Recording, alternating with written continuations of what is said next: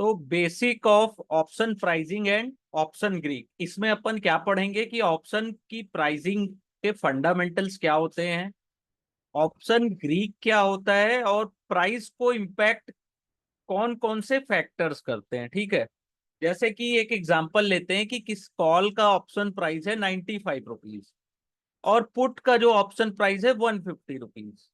तो अब आपके दिमाग में ये ख्याल आ रहा होगा कि ये प्राइस कहाँ से आते हैं। क्या मार्केट पार्टिसिपेट ये डिसाइड करते हैं कि इसकी प्राइस क्या होनी चाहिए, या फिर स्टॉक एक्सचेंज या सेबी डिसाइड करता है? नहीं, ऐसा कुछ भी नहीं है। पहला चीज, price never fix by stock exchange और सेबी और anybody. Price discovery is very critical और बेसिक कंपोनेंट ऑफ मार्केट। जो स्टॉक मार्केट का क्या काम होता है, वो प्लेटफॉर्म प्रोवाइड करते हैं बायर्स और सेलर के मीट का, यानी कि वहां पे अपन बाइंग और सेलिंग आराम से कर सकते हैं। ठीक है, और सेबी क्या करता है, सेबी का काम है smooth functioning of our market. ठीक है, ऑप्शन का जो प्राइस है वो इंक्रीज और डिक्रीज होता है depend upon different variable, each variable has its impact on option. सभी वेरिएबल्स के कुछ ना कुछ इम्पैक्ट होते हैं ऑप्शन प्राइस में। The impact can be same और डिफरेंट फॉर कॉल और पुट। इस जो इम्पैक्ट पड़ता है उसका जो असर है कॉल और पुट में अलग अलग भी हो सकता है, सेम भी हो सकता है। तो 5 फैक्टर्स होते हैं जो डिसाइड करते हैं। पहला होता है spot price of underlying assets, यही बता रहे हैं अपन, जो फंडामेंटल होता है spot price of the underlying assets, strike price of the option, volatility, time of expiry और इंटरेस्ट रेट। ये 5 फैक्टर जो हैं वो ऑप्शन के प्राइस को डिसाइड करते हैं। ये जो 5 फैक्टर्स हैं, ठीक है, ये 5 फैक्टर्स जो हैं वो ऑप्शन के प्राइस को डिसाइड करते हैं। पहला होता है spot price of underlying assets, जैसे कि option premium is affected by price movement in underlying instrument. If price of underlying assets goes up, तो कॉल ऑप्शन का प्राइस क्या होता है, बढ़ता है। जैसे अंडरलाइंग असेट 100 रुपया में चल रहा है, अचानक से उसका प्राइस 150 हो गया, तो कॉल ऑप्शन का प्राइस बढ़ जाता है। वहीं उसके विपरीत पुट ऑप्शन का प्राइस गिर जाता है। ठीक है, when the underlying index rises from 17,500 से 18,000, तो क्या होगा, call option with strike price 17,500 will increase. ठीक है, while the price of put option with the same strike price will fall। 17,500 का से 18,000 चला गया, यानी कि 500 पॉइंट अगर अंडरलाइंग असेट्स बढ़ा तो कॉल का प्राइस बढ़ता है और पुट का प्राइस गिरता है। तो क्या हुआ, स्पॉट प्राइस इंपैक्ट डालता है ना प्राइस में ऑप्शंस के। If the price of underlying assets fall, the value of call option decrease. जैसे 17,500 है और वहां से मार्केट अचानक 17,200 आ जाए, तो कॉल ऑप्शन का प्राइस डिक्रीज होता है और पुट ऑप्शन का प्राइस इंक्रीज होता है। स्ट्राइक प्राइस क्या होता है, if the all factor remain constant, अगर सभी फैक्टर को कांस्टेंट कर दिया जाए, the strike price of option increase. कैसे, intrinsic value of call option will decrease and its value also decrease. जैसे 17,500 चल रहा है और आप चाहते हैं 17,700 रुपए का स्ट्राइक प्राइस का, आप ऑप्शन देखेंगे तो उसका प्राइस क्या होता है, कम होता है, क्योंकि उसकी इंट्रिंसिक वैल्यू नहीं होती है ना। फॉर एग्जाम्पल, जैसे मार्केट चल रहा है 17,562 और कॉल ऑप्शन स्ट्राइक प्राइस 17,600 है, वो ज्यादा हायर रेट में ट्रेड करेगा, ना कि 17,700 का। ठीक है, this is because the intrinsic value is progressive lower. क्यों, क्योंकि 17,500, 17,600, 17,800 जितने ऊपर जाते जाएंगे इंट्रिंसिक वैल्यू उतनी ही घटती जाएगी। या इस तरीके से बोला जाए तो आउट ऑफ द मनी जो भी कॉल ऑप्शन या पुट ऑप्शन होते हैं उनकी उनमें इंट्रिंसिक वैल्यू 0 ही होती है। ठीक है, अब सेम इसमें अगर पुट का बात किया जाए तो 17,700 will trade at higher premium than a put option with same maturity but strike price of 17,600। अब जैसे 17,500 चल रहा है, ठीक है, तो 17,600 का प्राइस ज्यादा होगा, 17,700 का प्राइस ज्यादा होगा क्योंकि ये इन द मनी होगा पुट के लिए, और 17,600 का जो प्राइस होगा वो कम होगा। एक और फैक्टर है वोलेटिलिटी। जितनी वोलेटाइल मार्केट होता है, बोलते हैं ना कि वोलेटाइल है मार्केट, वोलेटाइल है, ऑप्शन में सोच समझ के ट्रेड लीजिए। तो जितना ज्यादा, if the magnitude of movement in underlying asset price either up और down, it affect both call and put price in the same way. The higher the volatility of underlying stock or index, higher the premium. अगर volatile ज्यादा है market तो उसमें क्या होती है कि ऑप्शन के प्रीमियम भी ज्यादा होते हैं, ठीक है। क्यों? क्योंकि there is greater possibility that option will move in the money, ठीक है। तो पॉसिबिलिटी क्या हो जाती है, वोलेटाइल ज्यादा मार्केट है तो कोई भी दिशा में मार्केट ज्यादा भाग सकता है, तो जो आउट ऑफ द मनी के ऑप्शंस हैं वो इन द मनी हो सकते हैं। इसलिए देखेंगे कि जब हायर वोलेटिलिटी होती है तो हायर प्रीमियम होता है, और वोलेटिलिटी जैसे गिरते जाती है तो वैसी प्रीमियम भी कम होते जाता है, both on call and puts का। टाइम टू एक्सपायरी, जितना ज्यादा लंबा समय होगा एक्सपायरी के लिए उतना ज्यादा टाइम वैल्यू होता है।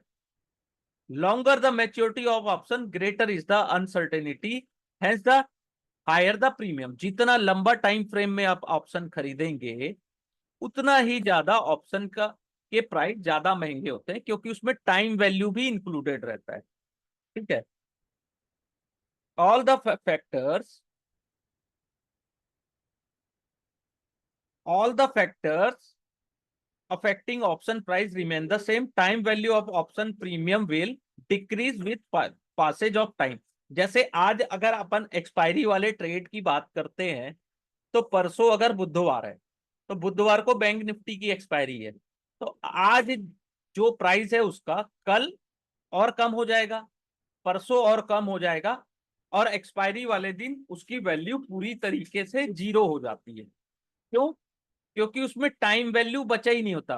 जितना करीब एक्सपायरी आएगा उतनी ही टाइम वैल्यू कम होते जाती है, और जितना एक्सपायरी के लिए टाइम बचा रहता है उतना ही उसका प्रीमियम वैल्यू ज्यादा होता है, ठीक है। It is also interesting to note that two component of option pricing, time value and intrinsic value, ठीक है। One time value inherit basis toward reducing in value, all things remain constant throughout the contract period, the option price will always fall in price by expiry।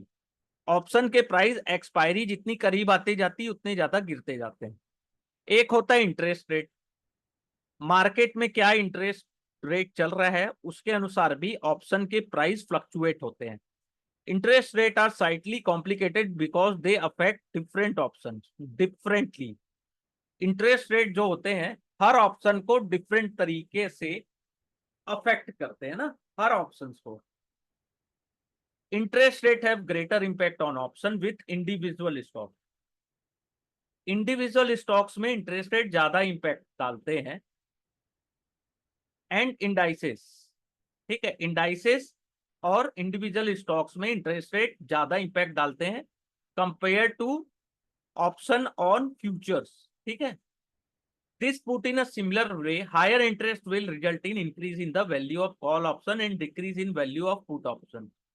अगर ज्यादा interest rate होगा तो उससे क्या होगा, increase क्या होगा, कॉल ऑप्शन की वैल्यू इंक्रीज होगी और पुट ऑप्शन की वैल्यू डिक्रीज होगी, ठीक है। यहां तक क्लियर? ऑप्शन ग्रीक क्या होता है? ऑप्शन ग्रीक आपने सुना होगा, option premium change with change in the factor determine option pricing. Factor such as strike price अपन ने देख लिया, volatility, term of maturity. The sensitivity most commonly track in market is known collective as Greeks. इनकी जो sensitivity होती है ना price की, उसको नापने के लिए ऑप्शन ग्रीक्स का यूज किया जाता है। तो पहला होता है डेल्टा, गामा, थीटा, वेगा और रो। तो पहला डेल्टा क्या होता है? The most important of Greeks in the option is delta. ये क्या करता है, the major the sensitivity of the option value to a given small change in the price of underlying assets. तो ऑप्शन वैल्यू की price कितनी ऊपर और नीचे जाएगी अगर अंडरलाइंग जो असेट्स की प्राइस है उसमें चेंजेस आते हैं, तो कितनी सेंसिटिविटी है। ठीक है, सेंसिटिविटी कितनी है। It may also be seen as the speed with the option with respect to price of the underlying assets. यानी कि अगर अंडरलाइंग असेट्स 1% ऊपर जाता है, 1%, तो उसकी ऑप्शन वैल्यू कितना ज्यादा बढ़ेगी वो डेल्टा डिसाइड करता है।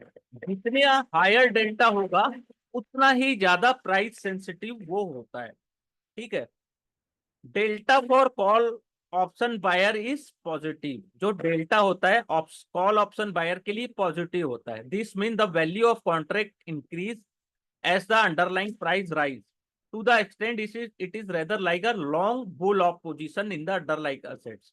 तो जितना प्राइस ऊपर जाते जाएगा कॉल ऑप्शन बायर्स के लिए, अंडरलाइंग असेट्स की प्राइस जितनी ज्यादा जाएगी कॉन्ट्रैक्ट की वैल्यू उतनी ज्यादा बढ़ती जाएगी। ठीक है, और delta for put option buyer is negative, the value of contract increase as the underlying price fall. तो इसमें क्या होगा, कॉन्ट्रैक्ट की वैल्यू बढ़ेगी या ऑप्शन के प्राइस बढ़ेंगे अगर अंडरलाइंग प्राइस नीचे जाता है, तो इसका डेल्टा क्या होता है, negative. This is similar to short और bear position in underlying assets. Delta for put option seller will be same in magnitude but the opposite sign positive. ठीक है, देयरफॉर, ठीक है, therefore delta is degree which the option price will move given a small change in the underlying stock or index, all being equal। तो delta जितना इन the money होता है ना market, उसका डेल्टा हाई होता है। एट द मनी तक high अच्छा रहता है, आउट ऑफ द मनी का डेल्टा उतना हाई नहीं होता। इसलिए सारे लोग कंप्लेन करते हैं कि सर मार्केट तो ऊपर चला गया, ऑप्शन के प्राइस में कोई इंपैक्ट नहीं पड़ा, क्योंकि उसके डेल्टा बहुत कम होता है। ठीक है, तो हमेशा डेल्टा को भी ध्यान रखिएगा अगर आप ट्रेड करते हैं या किसी को ट्रेडिंग की सलाह भी देते हैं तो। ठीक है, फिर होता है गामा। गामा क्या होता है, डेल्टा कितनी स्पीड से बढ़ रहा है, डेल्टा का जो रेट है किस स्पीड से बढ़ रहा है उसको गामा डिसाइड करता है। Gamma major change in delta with respect to change in price of underlying asset. तो अंडरलाइंग असेट कितना का प्राइस चेंज होने से डेल्टा के प्राइस में कितना चेंज आएगा वो गामा डिसाइड करता है। This is called second derivative of option price with regard to price of underlying assets. It is calculated as the ratio of change in delta for a unit change in market. अगर market 1 रुपए ऊपर जाता है तो delta किस speed से बढ़ेगा। ठीक है, थर्ड होता है थीटा। थीटा यानी time. Theta is measure of option sensitivity to time decay. Theta is change in option price given a 1-day decrease in time to expiration. It is measure of time decay. Theta is generally used to gain an idea how time decay is affecting our option position. तो theta से अपने को क्या समझ में आता है कि ऑप्शन पर डे हमारे ऑप्शन की पोजीशन में कितना ज्यादा लॉस या गेन होगा। ठीक है, वो थीटा डिसाइड करता है। जैसे कि कोई एक कॉल ऑप्शन है जिसमें 5 डेज की एक्सपायरी का थीटा 1.2 है, यानी कि पर डे अगर हम ऑप्शन रखे रहते हैं, अपना स्क्वायर ऑफ नहीं करते, एक्सपायरी तक वेट करते हैं, तो पर डे 1.2 रुपीज डिक्रीज होगा ऑप्शन का प्राइस।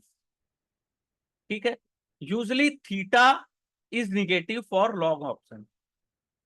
जी, थीटा क्या होता है, निगेटिव होता है लॉन्ग ऑप्शंस के लिए, वेदर इट इज कॉल और पुट। अगर हम कॉल कॉल बाय करते हैं या पुट बाय करते हैं, दोनों में हमारे लिए जो थीटा होता है वो निगेटिव होता है। ठीक है, vega. Vega is the measure of sensitivity of option price to change in market volatility. It is the change of option premium for a given change in the underlying volatility. Vega means क्या होता है? Change in option premium और change in volatility. जितना ज्यादा option volatility change होगा उतना ही ज्यादा option premium के प्राइस चेंज होंगे. ठीक है, तो जितना ज्यादा ऑप्शन का प्रीमियम होगा उतना ज्यादा वोलेटिलिटी होगा. तो क्या होगा, उससे अपन वेगा को नापते हैं, मेजर्स करते हैं. If call option has Vega of 0.8, it's mean the option premium will change by 0.8% for every 1% change in the implied volatility of underlying assets.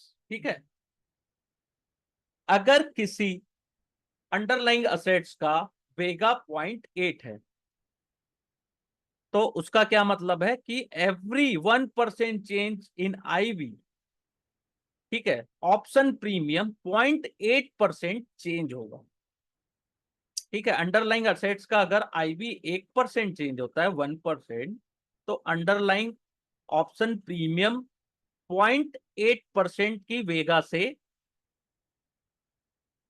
Price उसके इंपैक्ट करेंगे. ठीक है, या उसको ऐसे समझा जाए कि 0.8 अगर वेगा है, इसका ये मतलब है कि 1% आईवी चेंज होने से 0.8% ऑप्शन प्रीमियम के प्राइस में इंपैक्ट पड़ेगा. ठीक है, फिर होता है rho. Rho is the change in option price of 1% change in the risk free interest rate. तो ये इंटरेस्ट रेट वाला ही है कि अगर इंटरेस्ट रेट चेंज होता है तो कितने पॉइंट ऑप्शन के प्राइस चेंज होंगे. तो रो का फॉर्मूला क्या दिया है यहाँ पे, change in option premium divided by change in cost of funding of underline, यानी कि रेट ऑफ इंटरेस्ट कितने चेंज हो रहे हैं उसके अनुसार. ठीक है, फिर होता है ऑप्शन प्राइसिंग मॉडल. तो ऑप्शन प्राइसिंग मॉडल दो टाइप के होते हैं. ठीक है, there are various option pricing model which trader use to arrive at right value of the option. Some of the most popular model are briefly discussed below. पहला है the binomial pricing model. ठीक है, binomial या binomial जो आप बोलना चाहे उसको बस याद रखिएगा.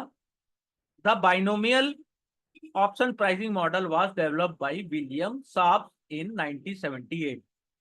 It has proved over time to be the most flexible, intuitive, or popular approach to option pricing. The binomial model represents the price evolution of option underlying asset as the binomial tree of all possible price at equally spaced time from today under the assumption that each stage. ठीक है, this is very accurate model at its iterative, but it is implementation is complex and time consuming. ये model बहुत accurate है लेकिन complex है और time consuming है. Second model जो अभी के ऑप्शन प्राइस में इंपैक्ट करता है वो है Black and Scholes model. Black Scholes model was published in 1973 by Fischer Black and Myron Scholes.